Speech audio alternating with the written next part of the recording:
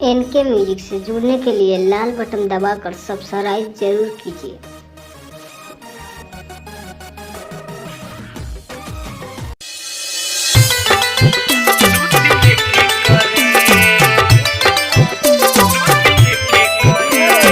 Music by Vikesh भोजपुरिया।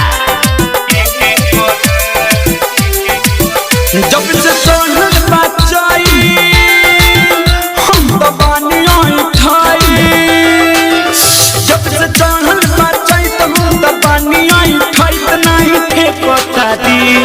तू कहिया अइबो भाता सुतिए ही तरे, तू कहिया अइबो भाता सुतिए के करे ना अइबो।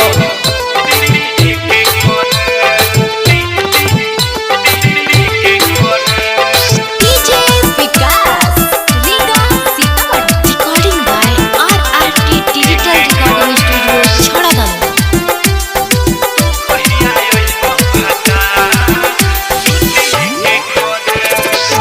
चोई के हवा पर मन बड़ा चले, छोड़ के कमीनी सैया जाइता भोले।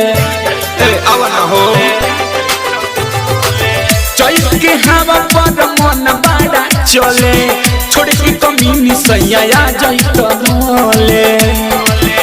पिया हो के ना भोर हो, बदन टूटे पोरे पोर हो। पिया हो के ना भोर बदन टूटे पोरे पोरे तब यादी पड़ी।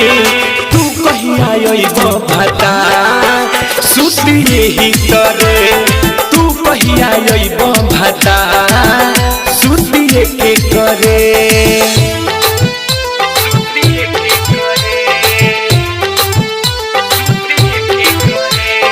डीजे विकास रीगा सीतामढ़ी।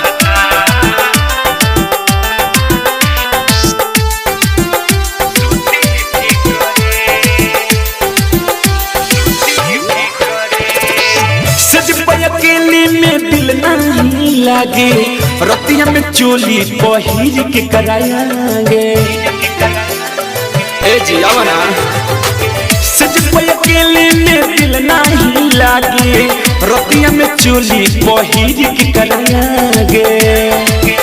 रात संचल ना जाए हो, दिल कैसे भर समय हो।